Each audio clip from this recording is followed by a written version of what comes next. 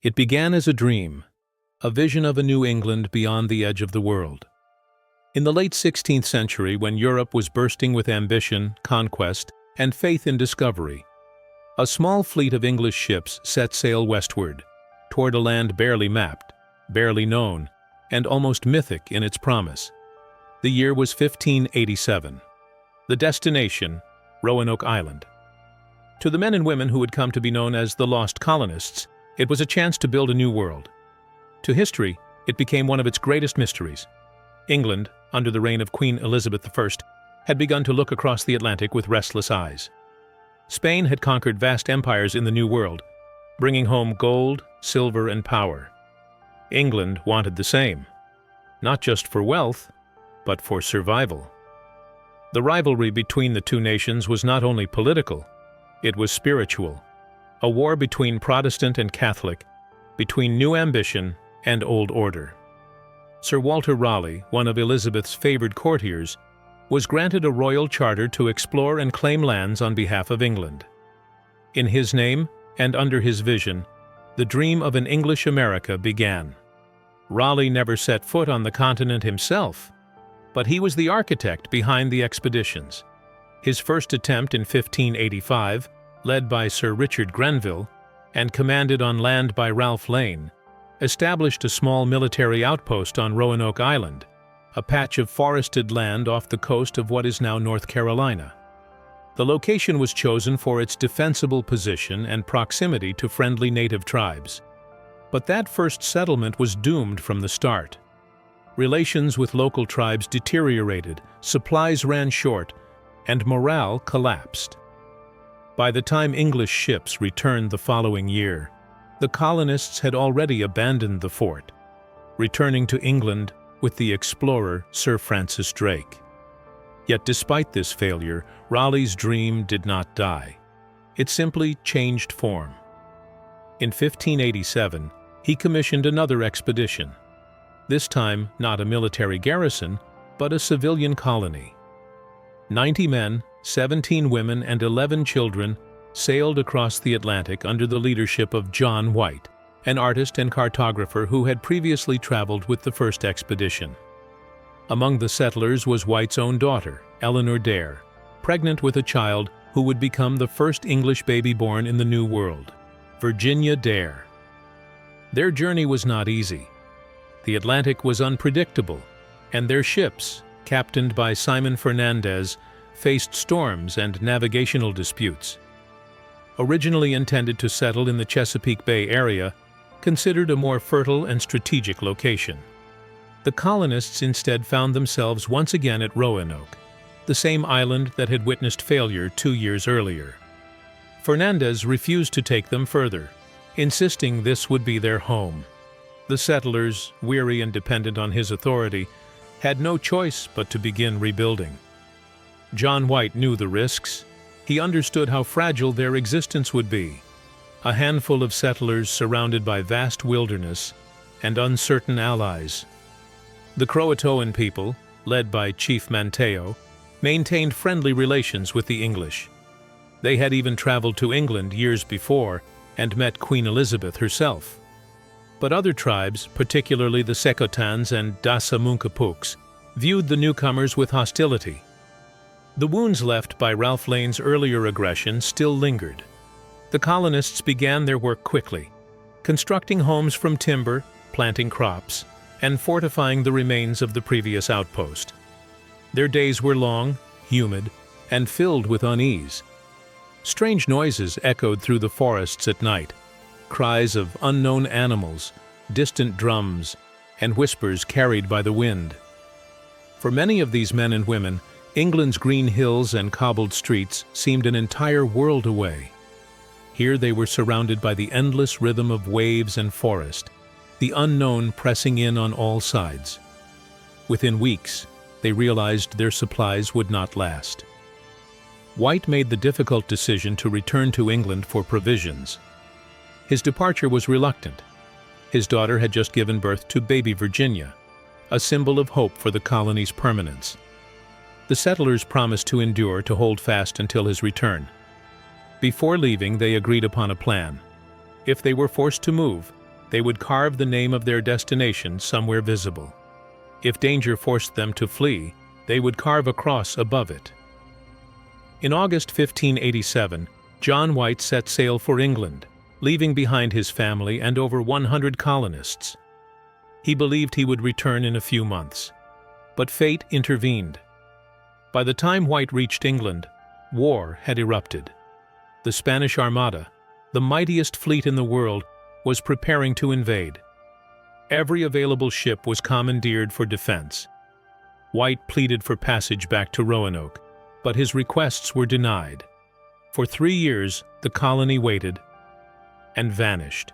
When White finally returned in 1590, his ship anchored off the coast of Roanoke Island in the fading light of August. He expected smoke from chimneys, laughter from children, the sound of voices greeting his return. Instead, silence.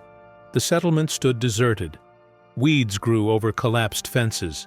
The houses had been dismantled carefully, not burned or destroyed. There were no graves, no bones, no signs of violence. Only one clue remained, carved into a wooden post: CROATOAN. The word meant many things. It could refer to the CROATOAN Island, now known as Hatteras Island, home to their allied tribe. It could be a message, a location, or something deeper. White searched the area for further signs, but a violent storm forced him back to sea. He never saw his family again. This is where the story transforms from history into legend. The Lost Colony became one of the earliest mysteries of the New World, a haunting enigma that scholars, archaeologists, and dreamers would chase for centuries. And somewhere in this silence, this vanishing, the voice of shadow chapters begins to whisper. History is not only what we find, but what we fail to recover. What happened to the men, women, and children of Roanoke?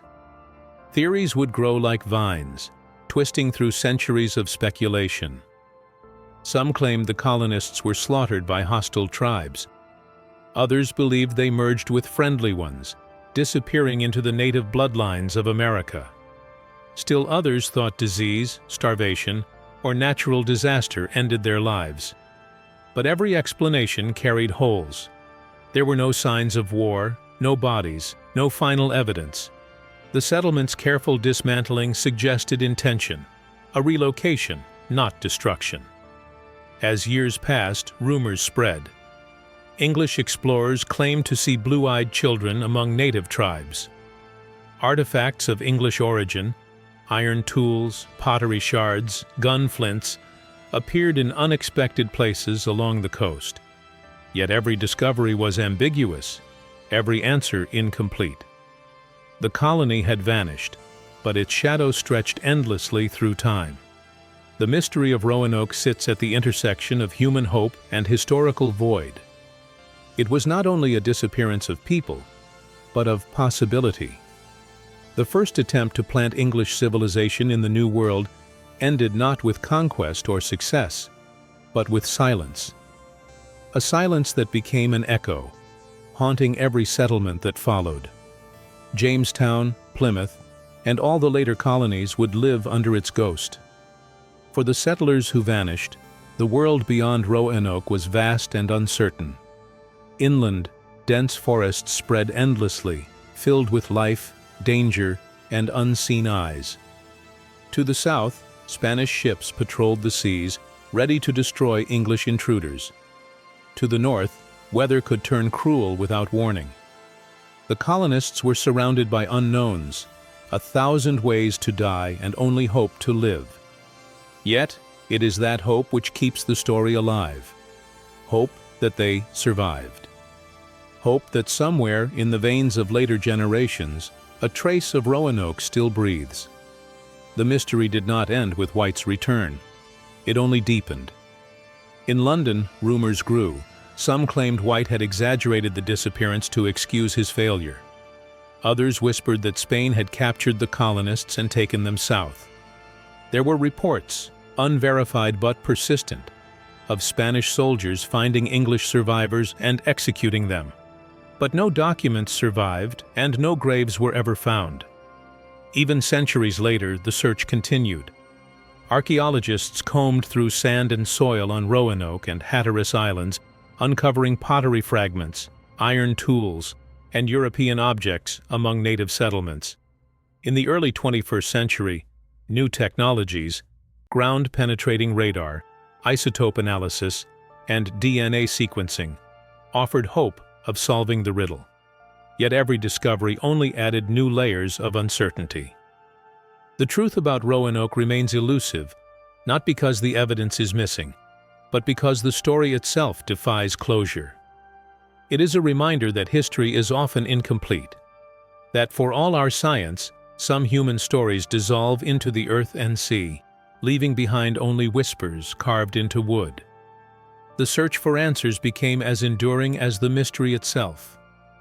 In the decades that followed John White's failed return, other English colonies rose and fell. But the ghost of Roanoke never faded. It lived in the imagination of explorers, scholars, and storytellers, a cautionary tale about the fragility of human ambition and the price of pushing beyond the known world. Each retelling transformed the story slightly, blending documented history with the restless creativity of rumor. By the 17th century, the Lost Colony had already entered the mythology of the New World. The landscape itself seemed to conspire with mystery. The Outer Banks of North Carolina, a narrow strip of shifting sand and marshland, is a place that swallows memory. Storms erase coastlines, rivers change course, and entire settlements vanish under the tide. In such a world, even evidence can disappear as easily as breath on glass.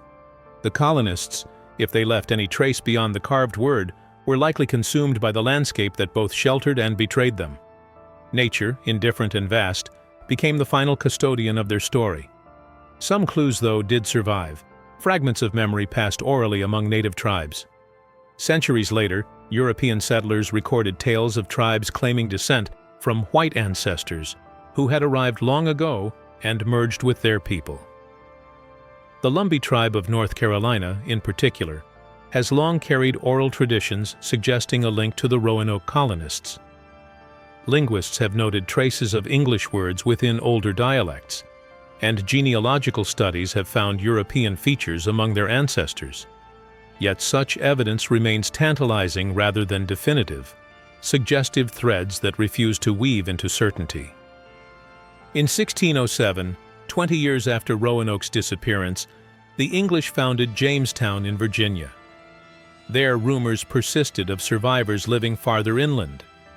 John Smith, the famous explorer of Jamestown, recorded native accounts of white people dwelling among tribes in distant regions. These reports described abandoned forts, metal tools, and people who spoke a strange language. Smith sent messengers to investigate, but they returned with nothing conclusive. Still, the possibility that the Roanoke colonists had survived in some form lingered in the minds of all who heard the story. It became a quiet obsession, a reminder that even in an age of exploration, the world could still hide entire populations. Historians often describe Roanoke as a failure, but in truth, it was more than that. It was a mirror held up to the limits of human control. The settlers were not fools or dreamers alone. They were ordinary people caught in extraordinary circumstances. Their disappearance was not a single act of fate, but the culmination of countless small forces, storms, politics, war, and isolation, colliding at once. Their story is not just about what was lost, but about the fragile thread connecting human intention to the unpredictable vastness of the natural world. For the next 4 centuries, scholars would return to Roanoke again and again, armed with new tools, new theories, and the same unsatisfied curiosity. In the 19th century, the tale captured the imagination of romantic writers and amateur historians. The word CROATOAN became a symbol of the unknown, appearing in literature, folklore, and even modern horror stories. It came to represent a single word standing in for all human vanishing, an emblem of disappearance itself. By the 20th century, archaeology entered the scene.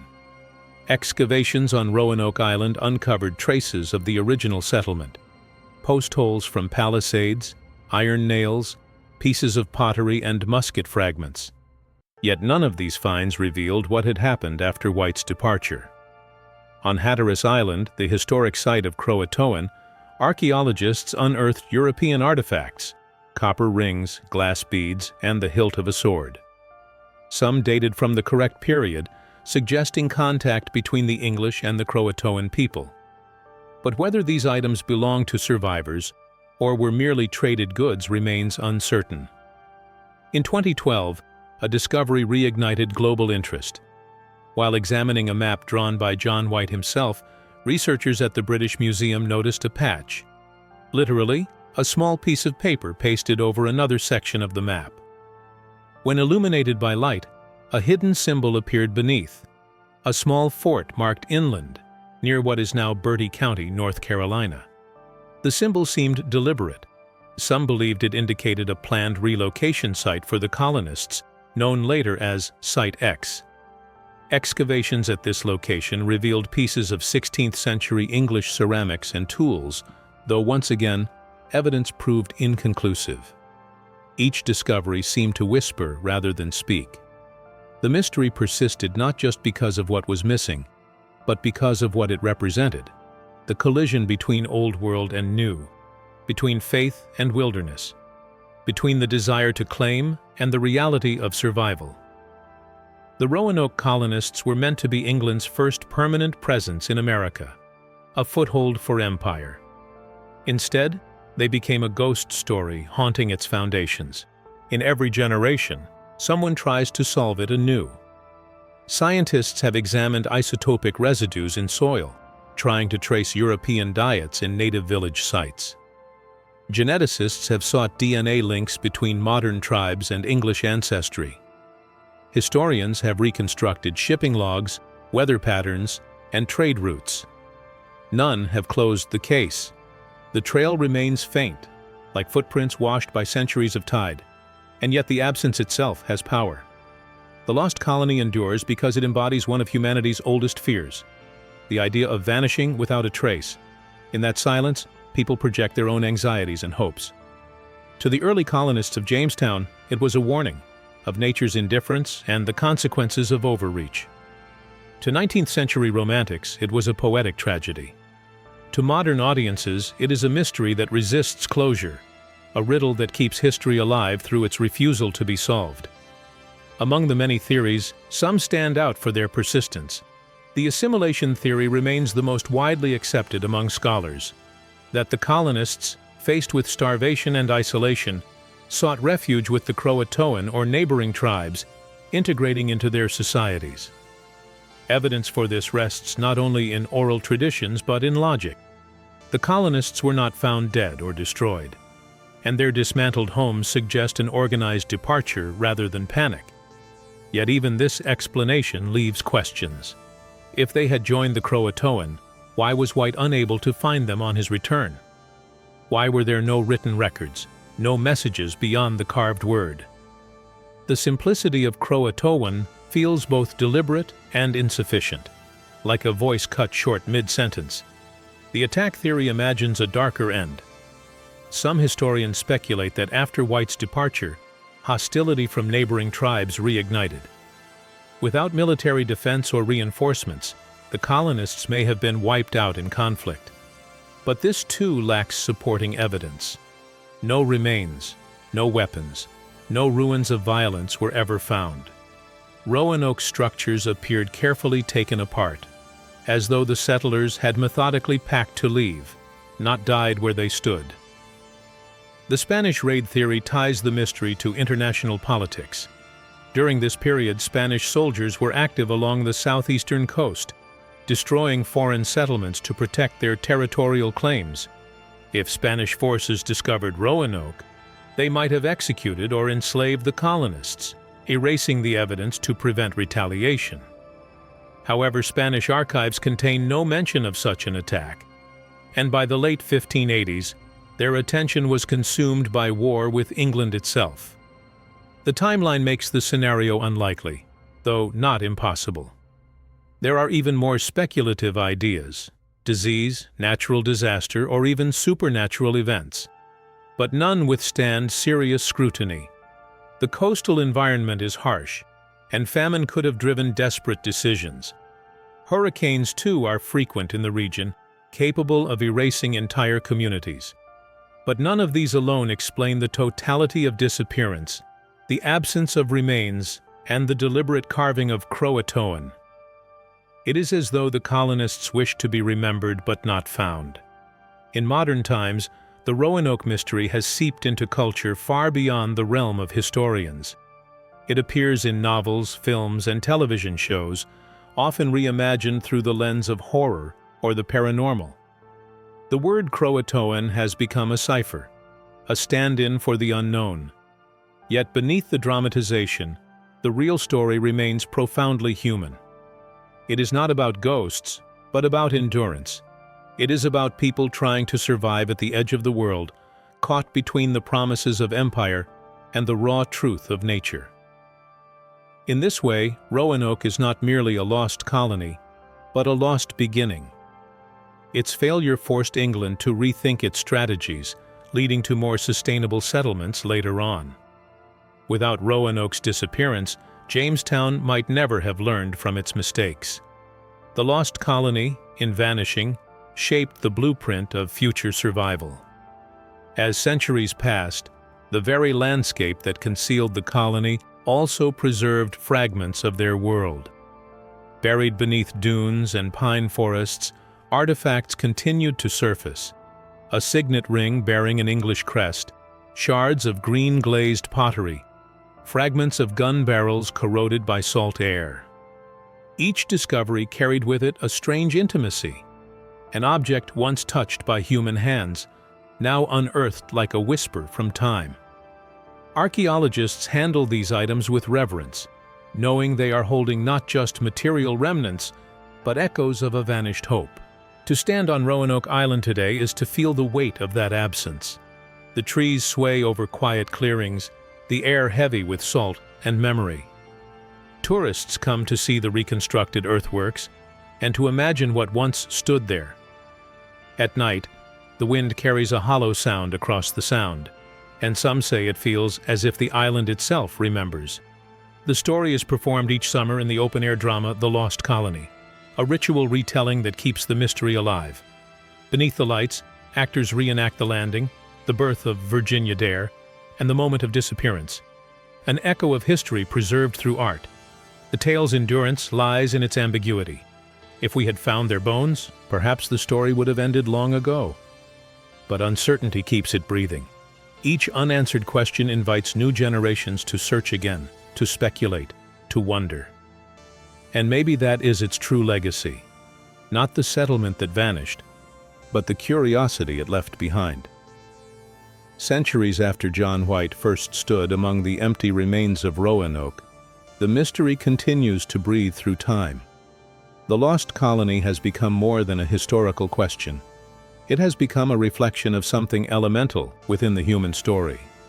The fear of being forgotten, of slipping beyond the reach of memory. Every generation that rediscovers Roanoke also rediscovers its own unease with uncertainty. We live in an age of knowledge, yet here remains a silence that refuses to yield. For archaeologists, the search has become an act of devotion. In recent decades, excavations have expanded beyond Roanoke Island itself, probing deeper into coastal sites and inland territories once occupied by tribes who may have harbored the survivors. In the sandy soil of Hatteras Island, researchers uncovered a curious mixture of English and native artifacts: copper aglets from European clothing, fragments of gunflint, pieces of Elizabethan glassware lying beside native pottery. The site told a story of cultural overlap, a place where two worlds had intertwined. But even this discovery carried ambiguity. Were these items left by Roanoke's survivors, or had they been traded, scavenged, or gifted long after the colony's disappearance? The search expanded to what became known as Site X, an inland region marked on John White's original map under that mysterious patch. When archaeologists arrived there in the 21st century, they found shards of borderware pottery, made in England and dated to the late 16th century, precisely the era of the colony. The pieces were small, fragmented, and isolated, but they hinted at an English presence far from the coast. Yet again, no settlement was found, no graves, no human remains. It was as though the past had left faint fingerprints, but never a full handprint. Even advanced science has struggled to fill the void. DNA studies on the descendants of regional tribes, including the Lumbee, have attempted to trace genetic links to English ancestry. Some results revealed European markers, but none distinct enough to claim descent from the colonists. Time itself had blurred the record. 400 years of migration, intermarriage, and displacement made genetic certainty almost impossible. And perhaps in a way that is fitting, because the story of Roanoke has always lived in the gray space between proof and legend. As the centuries rolled forward, Roanoke transformed from a tragedy into a mirror. The United States grew around it, a nation born of exploration, migration, and myth. Yet in Roanoke's silence lay a warning. Ambition, if untethered from humility, can vanish into the wilderness it seeks to conquer. The English learned this lesson harshly. When Jamestown was founded 2 decades later, the settlers brought with them not only tools and seeds, but also the memory of Roanoke's failure. They built stronger defenses, established more consistent trade with native tribes, and learned, however reluctantly, to adapt. The ghost of Roanoke had become their teacher. Still, the story continued to evolve in the public imagination. By the 1800s, Roanoke had entered American folklore. Writers and poets romanticized the fate of Virginia Dare, the first English child born in the New World. Her name became a symbol of innocence lost, the embodiment of civilization swallowed by the wild. Legends emerged, stories of a pale maiden seen wandering the woods, transformed into a white doe by native sorcery, doomed to roam forever in search of her people. These tales were not history, but they gave the silence a heartbeat. They turned loss into mythology. The 20th century brought new eyes and new interpretations. As America modernized, the mystery of Roanoke found a new audience through radio dramas, novels, and later, television documentaries. The idea of a lost colony resonated in an age obsessed with identity, progress, and the limits of knowledge. Psychologists saw in it a metaphor for human isolation, the fear of being cut off from home, from connection, from meaning itself. Sociologists viewed it as a study in survival psychology, how communities behave when severed from their support systems, when the known world collapses into wilderness. Even today, the story surfaces in cultural echoes. The word CROATOAN has appeared in art, film, and literature, often as a symbol of disappearance or transition, the border between presence and absence. It has been carved into the fabric of popular imagination, much as it was once carved into that weathered post on the island. Each time it appears, it reminds audiences of something deeper than the mystery itself. The way the unknown compels us to create meaning, even when the facts remain elusive. But to truly understand Roanoke, one must also understand the world that created it. The late 16th century was an age of paradox. Boundless ambition entwined with profound ignorance. The English knew little of the lands they sought to claim. Maps were speculative, based as much on hearsay as on observation. The sea routes were perilous, the coasts uncharted. Diseases unknown to Europe lurked in the humid air. And yet, driven by a mixture of faith and greed, they sailed anyway. In that courage lay the seeds of both discovery and destruction. The settlers of Roanoke were not conquerors. They were families, craftsmen, ordinary souls thrust into extraordinary isolation. They were promised fertile land, friendly tribes, and an easy future. Instead, they found hunger, confusion, and the vast indifference of nature. Their letters, if any were written, were lost to time. Their dreams, if spoken aloud, were carried away by the wind. What remains of them are fragments, a map, a few tools, a word carved in wood, and an enduring silence that no historian has yet broken. Even John White himself was a ghost by the end of his life, a man haunted by what he could not save. Records of his final years are scarce, but it is said he never stopped mourning the colony he had led and the family he had left behind. In his journals, fragments of grief can still be read. "I would to God that I might once again see them, or hear of them, though it were but by the report of the savages." It is a quiet plea from a man who had glimpsed both the vastness of the world and his own powerlessness within it. As time wore on, the mystery of Roanoke began to take on a symbolic dimension. To some, it represented the death of innocence, the moment when England's dreams of empire met the unyielding reality of the American wilderness. To others, it was a story of resilience, of people who, rather than perish, adapted and survived by merging with new cultures. The truth may lie somewhere between those poles, but it is the uncertainty that keeps it alive. Modern scholars often return to one unsettling thought. Perhaps we will never know because there is nothing left to find. The sea has shifted coastlines, hurricanes have torn through the outer banks, and centuries of erosion have erased entire landscapes. It is possible that whatever physical traces the colonists left were long ago reclaimed by the Atlantic. If so, the mystery of Roanoke will remain eternal, a story suspended in time, untouched by resolution. And yet, the human imagination refuses to accept such finality. To accept silence is to accept the limits of our reach. So we keep searching. Each expedition, each excavation, each theory is another attempt to close the circle. But perhaps closure is not the purpose. Perhaps Roanoke's disappearance endures because it asks us to confront a deeper truth, that history, like life, is filled with absences that no evidence can entirely fill. In that sense, the Lost Colony is not just a historical event. It is a metaphor for the human condition, for our endless pursuit of meaning, even in the face of uncertainty. We carve our messages into the world, hoping someone, someday, will read them and understand. The people of Roanoke carved CROATOAN.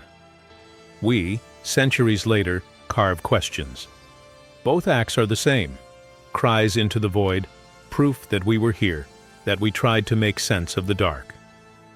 The story of Roanoke is not over. It lives in every unanswered question, every new generation that looks back across time and wonders how a colony could vanish so completely. Perhaps they did not vanish at all. Perhaps they simply became part of the land itself, their stories absorbed by the soil, their voices blending with the wind that still moves through the trees of Roanoke Island. And maybe, just maybe, that is the truest kind of immortality. The mystery of Roanoke is not only a question of history, but of memory itself. How we remember, how we forget, and how we fill the spaces between. When a story like this lingers through centuries, it begins to take on a life of its own, reshaped by each generation that tells it. To the Elizabethans, it was a cautionary tale of divine providence, perhaps God's punishment for pride. To the Victorians, it was a tragedy of civilization lost to the wilderness. To the modern mind, it is a mirror of our obsession with the unknown, a reminder that even in an age of satellites and science, some stories remain just beyond the reach of light. In every retelling, the word CROATOAN takes on new meaning. It is at once a clue, a question, and a symbol. When John White first saw it carved into that post, he must have felt both relief and dread. Relief that his colonists had left a message, and dread at what it might truly mean. For him, CROATOAN meant hope. For us, it means the border between presence and absence. It stands as a single word representing the limits of human certainty. The history of exploration is filled with loss, but few losses feel as total as Roanoke's. Most disappearances leave remains, records, witnesses. This one left only silence. That silence has become fertile ground for the imagination. Across centuries, writers and artists have turned the lost colony into a canvas for their own fears and desires. The idea of vanishing without a trace strikes a primal chord. It is not just the colony that is lost, but something within us that recognizes its fragility. The island itself has changed little since that time. Its forests still whisper under Atlantic winds. Its shorelines still crumble slowly into the sea. Standing there today, one can almost sense the weight of centuries pressing through the trees, as if the land itself holds its breath. Archaeologists walk carefully, their trowels slicing through layers of sand that have lain undisturbed since before nations were born. Each small find, a bead, a nail, a shard of pottery, is a heartbeat returned to the surface. But these heartbeats never form a full pulse. They remain fragments of a melody whose ending has been lost. Still, the search continues, driven not just by curiosity, but by empathy. To seek the fate of the Roanoke colonists is to acknowledge their humanity, to refuse to let them vanish entirely into abstraction. They were people, not symbols. They laughed, built homes, held their children, feared the dark. Their loss matters not only as a historical puzzle, but as a reminder of what it means to be fragile. History often celebrates triumphs. Roanoke reminds us of the cost of ambition. As the scientific tools of investigation grew more sophisticated, so did the questions. Ground-penetrating radar revealed old trenches and faint post holes on the island, possible evidence of the original fort. Radiocarbon dating placed some artifacts within the late 16th century, though contamination made precision difficult. Satellite imagery traced ancient shoreline changes, showing that parts of the original settlement may now lie underwater, swept away by 4 centuries of storm and erosion. The very island where they once lived may have shifted beneath the tide. In that light, the mystery becomes almost geological, an event swallowed not only by time but by the earth itself. And yet, fragments continue to emerge. In 1998, a storm uncovered part of a wooden structure on the north end of the island, its timbers darkened by centuries of salt. Tests showed the wood was oak, cut with iron tools typical of the 16th century. It could have been part of the colony's palisade, or it could have been from later European settlements. Once again, the evidence spoke in whispers. For every clue unearthed, a dozen questions rose to replace it. Even now, new discoveries appear in the most unexpected ways. In 2020, archaeologists on Hatteras Island found a small copper badge, a piece of decorative metalwork typical of English clothing from the Elizabethan era. Near it lay fragments of slate, like those used by John White and other artists for drawing maps. These finds reignited debate. Were they evidence that some colonists had indeed relocated to CROATOAN Island? Or had these objects been traded between tribes long after Roanoke's disappearance? Each answer seems to dissolve back into uncertainty, as though the past itself resists being pinned down. Perhaps this resistance is the essence of the story. Roanoke is not a riddle to be solved, but a reminder that history is not always a chain of certainties. It is a living terrain, shifting and unstable, where truth is often sedimented beneath layers of myth. And myths, in their own way, preserve truths of the heart, if not of fact. The myth of Virginia Dare is one such echo, the child who symbolized the birth of English America, and, in legend, its loss. The story tells that Virginia grew into a young woman among the native tribes, but was transformed into a white doe by enchantment, forever pursued by hunters who could never capture her. When one hunter finally struck her with a silver-tipped arrow, she returned to her human form for a moment before dying, leaving behind only sorrow and the rustle of leaves. To modern ears, the tale is fantasy, but within it lies a metaphor for transformation, the merging of two worlds, the crossing from one culture into another. In that sense, the legend of the White Doe carries a poetic truth.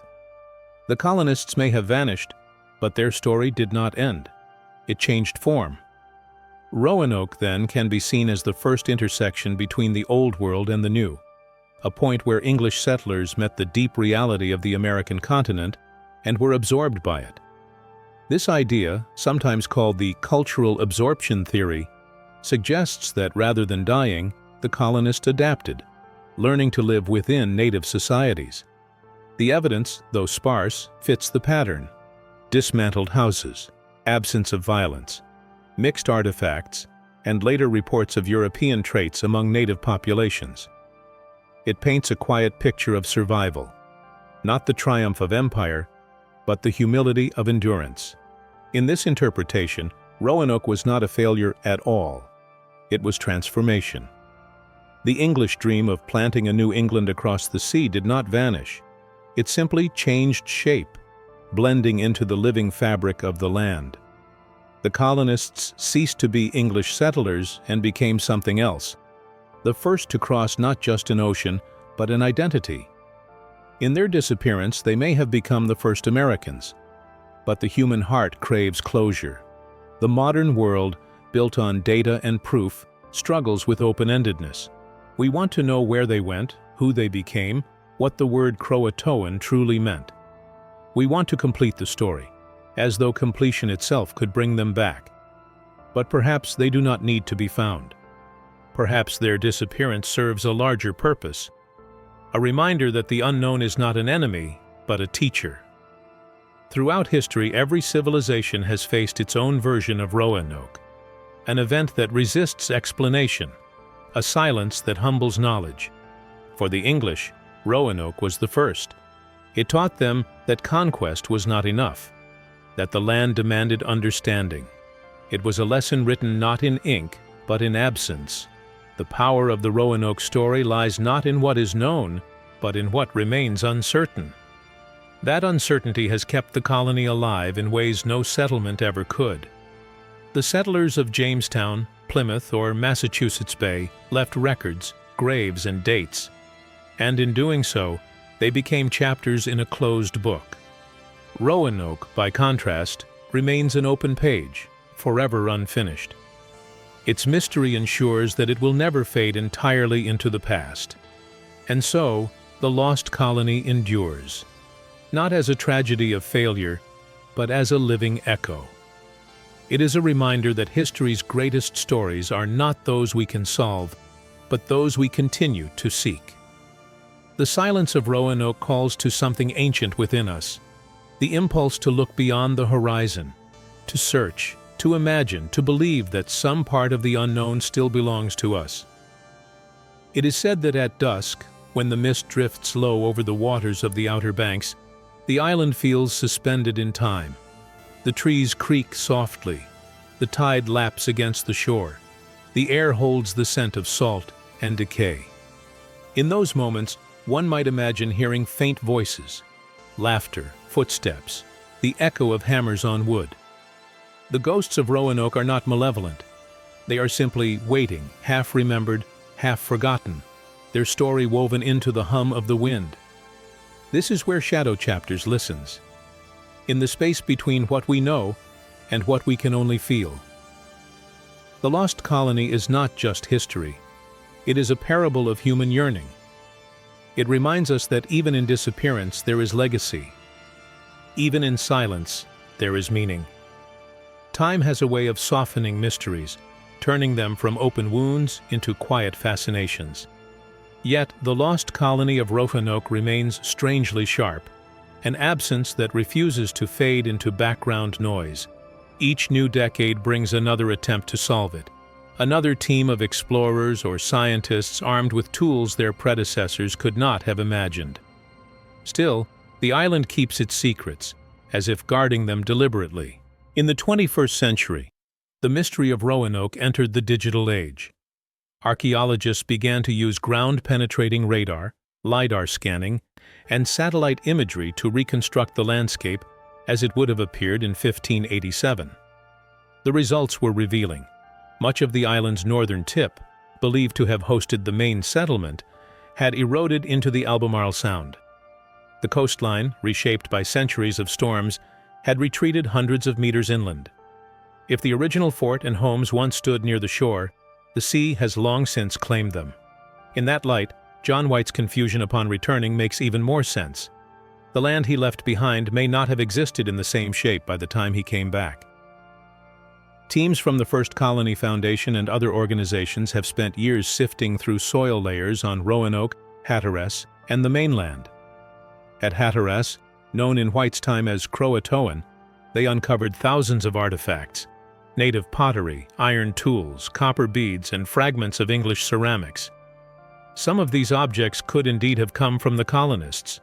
Others may have arrived through trade networks that stretched across the entire coast. The line between presence and influence is thin, and centuries of contact blur it further. One of the most significant discoveries came from the excavation of two inland sites, now called Site X and Site Y, where artifacts dated precisely to the late 16th century were unearthed. Among them were fragments of border-ware pottery, the kind known to have been used by the Roanoke settlers. One sherd decorated with green glaze matched the type produced in Surrey, England, between 1575 and 1600.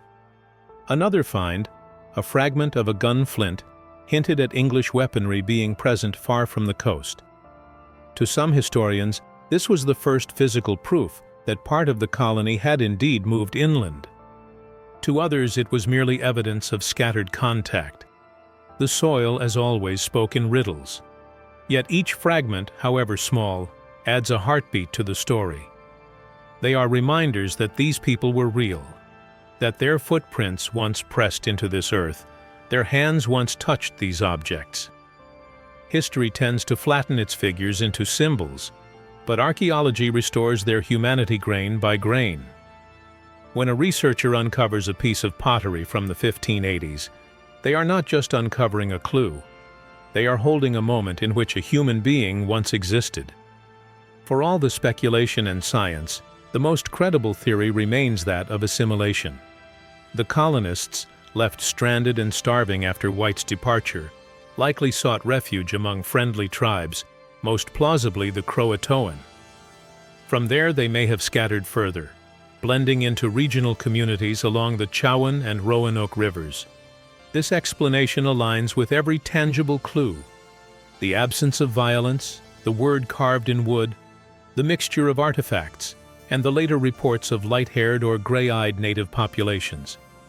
Over time, their descendants may have forgotten their origins, their English tongue giving way to native dialects. What was once a colony became a lineage hidden in plain sight. Even the name CROATOAN carried layers of meaning that White may not have fully understood. In the Algonquian language family, it roughly translates to talk town or council place, a word associated with communication and gathering. If the colonists truly left for CROATOAN, perhaps it was not a desperate flight but a deliberate choice, an effort to live rather than to die waiting. In that interpretation, the word carved on the post was not a cry for help, but a message of survival. Modern researchers continue to probe this possibility through genetics and linguistics. In the early 2000s, projects like the Lost Colony DNA Initiative invited volunteers from Native and European-descended families in coastal North Carolina to submit genetic samples. The hope was to trace links back to specific English lineages. While results did reveal mixed heritage among some populations, none provided definitive connections to the 1587 colonists. Still, even this lack of certainty speaks to a deeper truth. The blending of cultures was inevitable. The lost colony may not have vanished at all. It may have simply evolved into something unrecognizable to those who first sent it. There is an irony in the fact that Roanoke's failure laid the groundwork for later success. The lessons drawn from its disappearance shaped the strategy of Jamestown in 1607. The Virginia Company took to heart the importance of consistent resupply, fortified structures, and stronger alliances with local tribes. Jamestown survived, barely at first, but survive it did, and from it grew the roots of English America. Without Roanoke's loss, Jamestown might never have learned. The lost colony, in failing, taught the next generation how to endure. Today, Roanoke's legacy lives not in ruins, but in imagination. The site is preserved as Fort Raleigh National Historic Site, a quiet expanse of pine and sand overlooking the calm waters of the Sound. Tourists walk shaded paths where the first settlers once toiled, their footsteps mingling with ghosts. The air hums with insects, and the trees cast long shadows that seem to shift with the light, as though the land itself still breathes the memory of those who disappeared.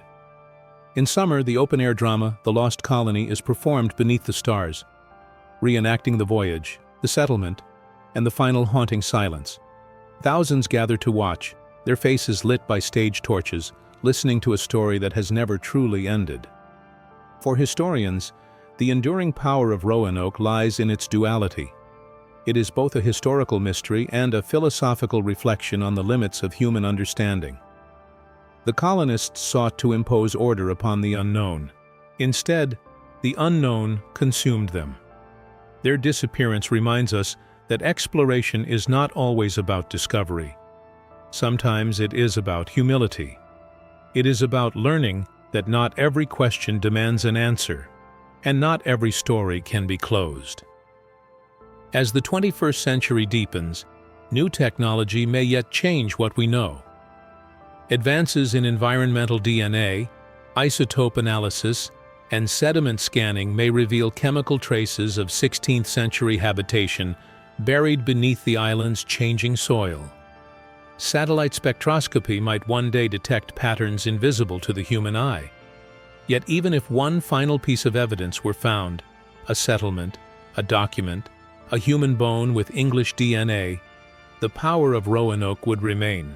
Its mystery is not just historical, it is emotional, spiritual, archetypal. Because the Lost Colony is not only about where they went, but why we still care. It reveals something enduring about humanity's relationship with the unknown. We are creatures of story, drawn to the edges of understanding. We build, explore, and seek meaning. And when meaning escapes us, we build stories to fill the void. The people of Roanoke left one word carved into wood. We, centuries later, have carved millions more trying to explain it. In that way, their disappearance gave birth to something profound. The first English colony in America may have failed in body, but it succeeded in spirit. It gave rise to centuries of exploration, reflection, and imagination. Its silence echoes still, a reminder that the frontier is not a place on a map, but a boundary within ourselves. So where does the science stand today? As of the most recent studies, archaeologists agree that no single explanation fully resolves the mystery. The evidence overwhelmingly suggests partial assimilation, a gradual dispersal of colonists among native populations along the coast and inland waterways.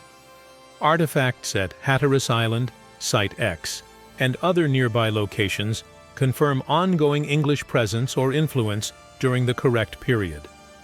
There is no credible record of massacre, no documented Spanish attack, and no sign of disease capable of wiping out an entire colony without trace. What remains unknown are the details. Who left first, how many survived, and how far they traveled. In 2023, a multidisciplinary team from the University of Bristol and the First Colony Foundation used soil DNA sampling across several North Carolina sites. They found traces of European-origin pollen and microscopic fibers consistent with linen, a material used exclusively by Europeans at the time. These discoveries, though minute, point toward continued habitation by English hands long after White's departure. Still, the picture is incomplete. Roanoke keeps its secrets well, and perhaps that is as it should be. Some stories are not meant to end neatly. The Lost Colony remains a threshold, the place where the old world met the new, and both were forever changed. It is a story not of conquest, but of transformation. It reminds us that disappearance does not always mean death, and that sometimes what is lost is simply reborn in another form. The wind still moves through the pines on Roanoke Island. The sand still shifts along the shore where ships once anchored. The word carved into the post, CROATOAN, has long since vanished, the wood decayed, the letters dissolved. Yet the word lives on in every question, every whisper, every retelling. The colonists who vanished more than 4 centuries ago may be gone, but the world they helped imagine continues to grow around their absence. And so the story closes where it began, at the edge of the known world, where human hope meets mystery. The lost colony was not simply lost. It became part of the land, the legend, and the collective memory of all who came after. History ends where imagination begins, and somewhere between the two, the voices of Roanoke still speak. The sea remembers what men forget. Long after empires fade and maps change their borders, the water keeps its rhythm, rising, falling, whispering, against the edges of the land. On quiet nights along the Carolina coast, the tide rolls in with a hush that sounds almost like breath. It moves over the sand where the first English footprints once pressed, smoothing the traces until nothing remains. Yet beneath that surface the story still stirs, like something half asleep, half awake. The lost colony is gone, but it has never left. It lingers in the air that drifts across Roanoke Island, in the smell of salt and pine, in the faint hum of insects at dusk. It lingers in the questions that have outlived the people who asked them. Every generation returns here, carrying its own need for answers, its own reflection in the dark water. Some nights, fog curls through the trees, thick enough to blur the world into gray. The old paths vanish. The forest seems endless. This is how it must have felt to those first settlers. A wilderness that swallowed sound. A silence so deep it could make a man doubt his own heartbeat. The island at night would have been a living thing. Roots cracking, owls crying, the surf pounding like distant drums. They would have known they were small. They would have known that the sea, the trees, and the stars were older than their dreams. And yet they dreamed anyway. That is the part we forget. The colonists did not come here to vanish. They came to begin. Their disappearance was not a plan, but their hope was. To plant roots. To belong. To name a place home. It was the kind of fragile hope that defines all beginnings. The same hope that built the towns, the cities, the nation that would follow. If you stand on Roanoke today, you might still hear it. The wind moving through the pines sounds like a sigh, as if the island exhales the memory of those who once lived here. Sometimes gulls cry overhead and vanish into cloud. The horizon stretches unbroken, a soft gray line between sea and sky. Somewhere beyond that horizon, centuries ago, a small fleet of English ships disappeared into the mist, leaving behind a settlement and a question. They sailed into history. The colony sank into legend. The search for Roanoke has become its own kind of ritual.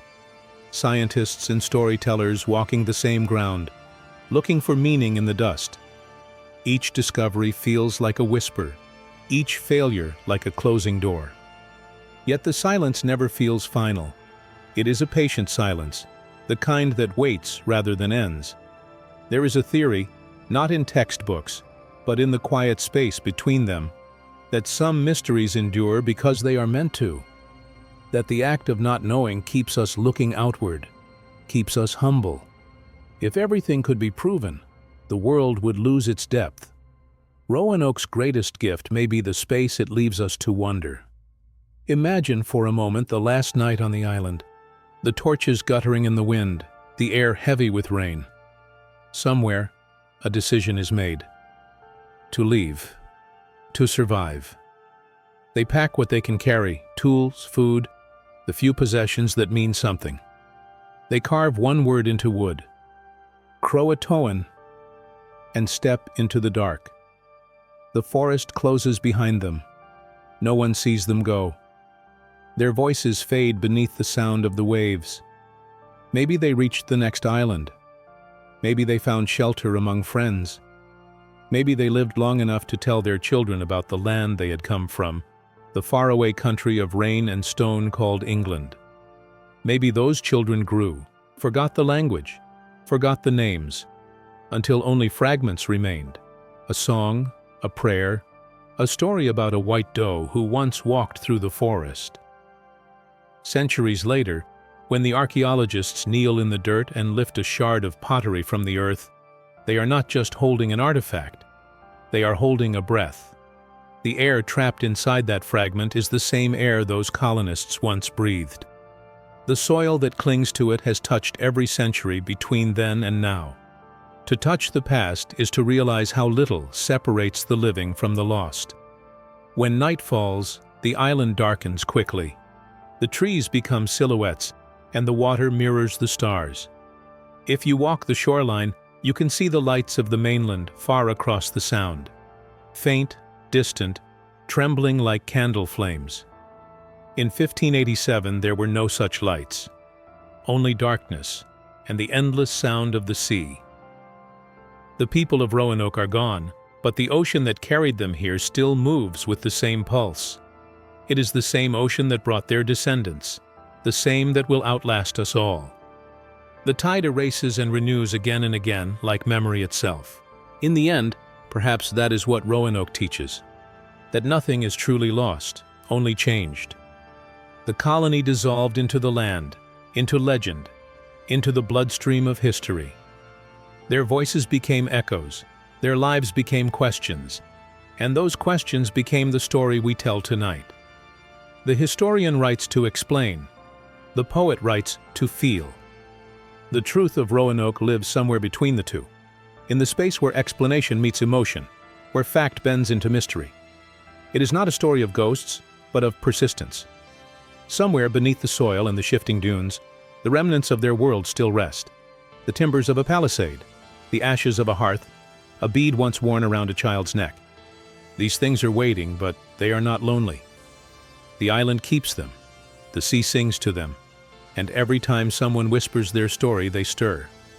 It is said that when the wind rises hard enough, you can hear faint voices along the outer banks. Fragments of song, words half-spoken, the rhythm of a language long gone. Sailors once swore they heard it on calm nights. A woman calling across the water, a child laughing, a hammer striking wood. The locals call it the sound of the lost ones. Perhaps it is only wind through reeds. Perhaps it is memory, echoing through time. Whatever the truth, the island remains. The pines still grow tall, the surf still breaks. And every evening, as the sun falls into the sea, shadows lengthen across the sand like handwriting fading from a page. The story of the lost colony will never end because it never truly began. It exists in suspension, between history and dream, between the known and the unknowable. And that is where Shadow Chapters listens, in the silence between the waves, in the pause before the wind speaks again. We search not to find them, but to remember what they represent. The courage to cross the horizon, the faith to carve a single word against oblivion. Somewhere out there, beyond the reach of maps, the lost colony still walks beneath the trees. Not as ghosts, but as memory itself. Quiet, unbroken, eternal. This was Shadow Chapters, where forgotten history still breathes, and silence tells the stories time tried to erase. If the echoes of Roanoke moved you, stay with us. There are more shadows waiting to speak. Subscribe, listen, and return to the darkness with us. Because the past is never truly gone, it only waits to be remembered.